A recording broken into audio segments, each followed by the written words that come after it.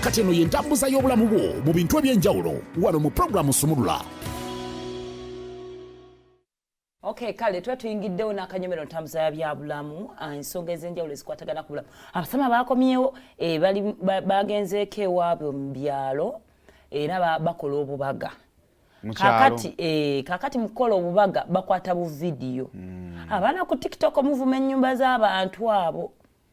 Ne baddensa abannayo bamufunyemu kasente ennyimba zo mu kyalo zo tuzikole fenna. Then there's something kyenjagala ndoozi era tujja kyogerako ko mu lutambula. Abantu ba family olumu balina omuntu either waliyo omuntu amanyi nti asobola okumala buli kimu. Then ne family mulimu omuntu gwetunya ne bagamba oyajja kikwasaganya. Kati bambi ate ne mubeeramu bano ba show off baffe. Kati be bafuna backlash nesi yabeera family member ye. Ate awo n'emyaka egituukamu kale ennyumba yose okunenyezebwa ya maama. Ey'ekikoto natukaginenyeza. Naye kati Simone tugirako ey'ekika mukwano kati jukira mu family yammwe gwe ttaala lyabwe. Mbenganga. Tikunze mwagwe mukadde gw'omwalabyeyo. Gwe mukadde w'okukyalo. Anyway. Naye nga kyo mu mbeera yonna simanyi bannaaye batugenda kikola tutya. Naye tujja giraba emboozi tujja nonye tujyogerako kakati tugenda mu byalo okutandika tujja leero enkya people starting to travel kakati abeewala fa eddakiika 3 osula Kampala oba oyagadde okera nogera n'oli ekyemisana n'okonodda n'ewuwo oba kale nogera n'osonyi bakunyumiriza ku mboozi naye nga sigamba mbu ngende madde nsaba neebake ku maama ng'emboozi ejja kutta kakati ebimu ku byo ebintu bye twagala kakati mba n'ebyokugamba bingi kati nkuleke webakemu twagala okwewonya obubenje twagala okulaba nti tutuuka bulungi at the end of that day ekintu kyengenda okuddamu otandikirako era nga nakyogerako excitement okukyamuka nti omwaka ogumazeeko oli mulamu okukyamuka nti wakomyewo akasente weekali wano okawulira buliwo oli kubasama bokka namwe abadde nenga twazikoze tebagirabanga ku kyalo kaze akasente buli okwata wano weewulira mu kawale okawulira kajjudde okusanyuka olina omwana wazaalayo omwana kati gwe gusoose omutwalayo akamotoka ka UBP oyagala ogenda okanyulire maama owete ku kikubo ekiki ekiva kukuba ovuga empola mpola ose wansi endabirwamu bakulenge bagamba osiye mutabani wa gundi mama wamutegesedde omukataka video ng'akuba enduulu naye mbadde nsaba bambi tuvuge bulungi tutuuke bulungi emmotoka eyo nga bw'ogiraba eri ennungi era esobola oleeta obuzibu so ejjakiriza eryo tulikakkanye n'ejjakiriza liri mu mukwano ne musanyu gw'omuntu ayinza okukola ati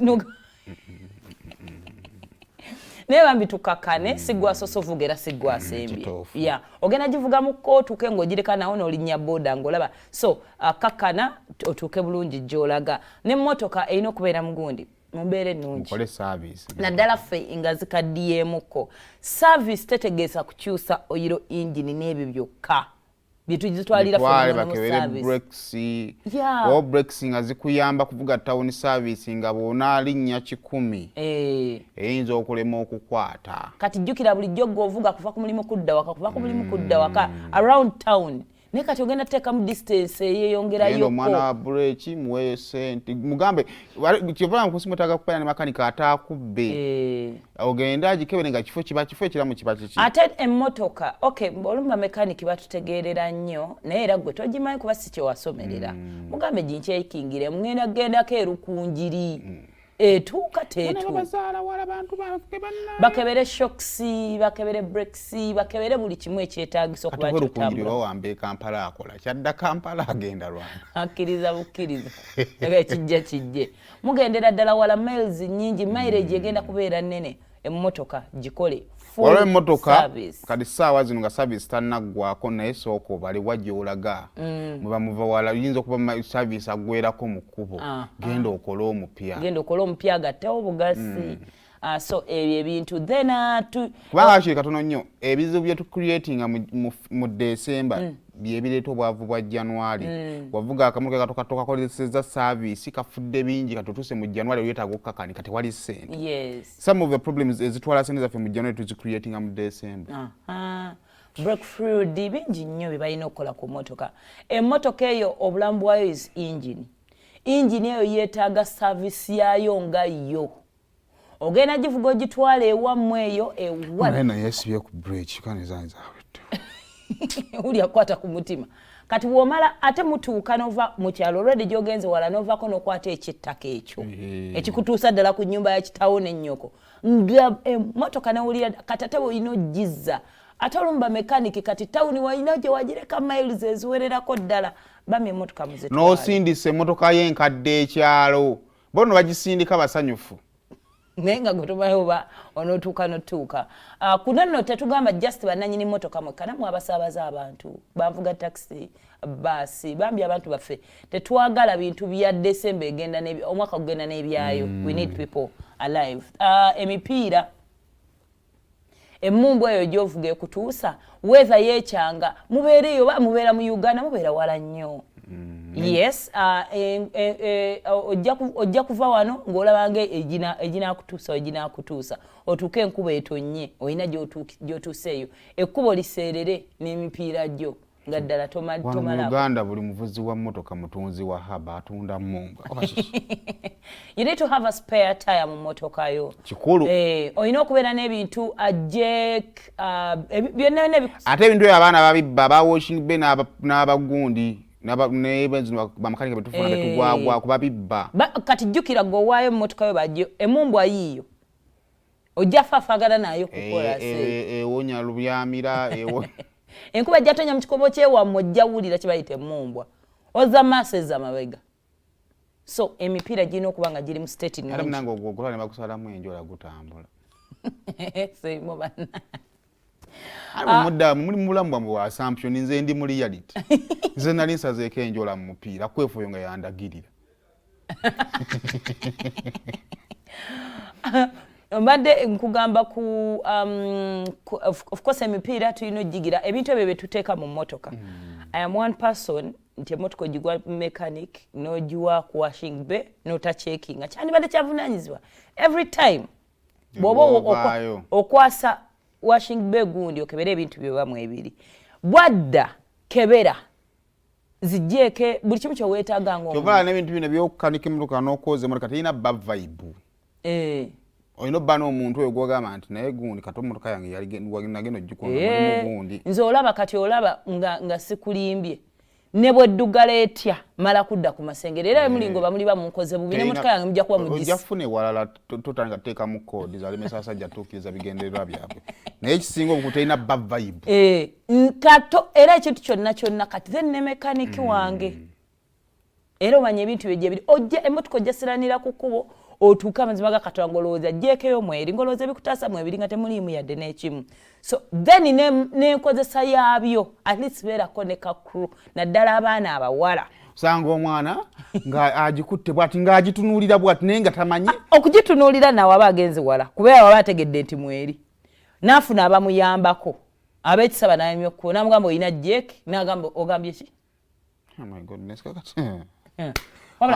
Kamala okubira omwami. Awo omanyira nti si buli alina emmotoka nti yennyiniyo. Naye olina jumpers. Kyokka ebyo ebintu tosabiyigiriza mukazi nga tannakwata ku mmotoka. Gwalabira ddala ng'oli mu muwanvuya. Bamubuuza olina jumper n'agamba kyeka mweri mu mmotoka n'agikuwa jumper esweta.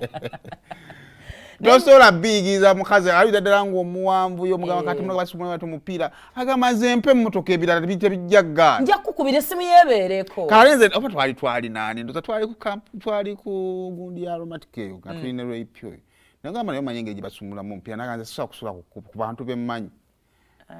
Naye kati osobola otambulira ku gundi eyo n'olisulako nga buli omu gw'okubira essimu eri bbisi. Buli omu n'alyoka agamba nti waliwo newoyinza obbeera nga tewali agenda kukutaasa. Kati ate abakyalo okuleka nga kuba kizibu nnyo omukyalo okuba n'okuvuga emmumbwa naye ate osobola olinnya ku musumaali. Kati nze ndowooza ate ku bakyala waliwo buno bubomba buno obwogundi buno obw'engalo obw'enga buli omukyala abeere nako. Tikwada omupiira guyinza oba guyisa naye osobola okupikamu nekukuvuga mayiro nga ziizo n'otuuka ku tawuni eddako n'ofuna abakutaasa. Abakyala bonna mwandibadde mufuna bubombo obwo.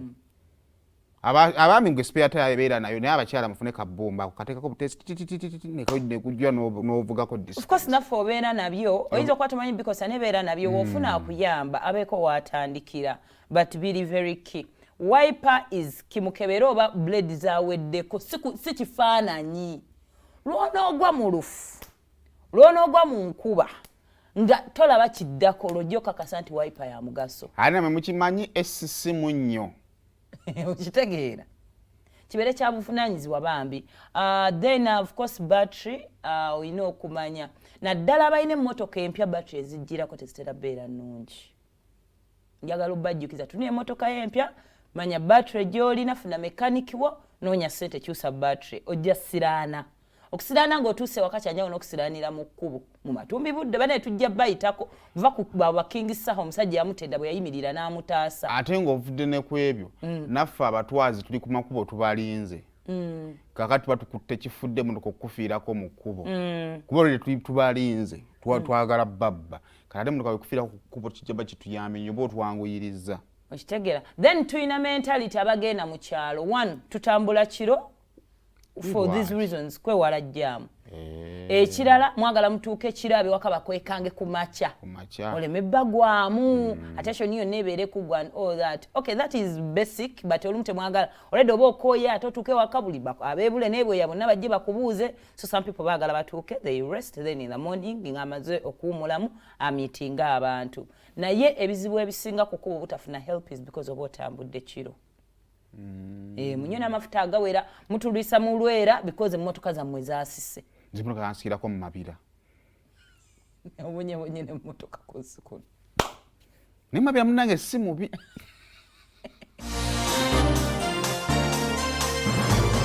kati eno y'entambuza y'obulamu bwo mu bintu eby'enjawulo wano mu pulogulaamu Sumulula.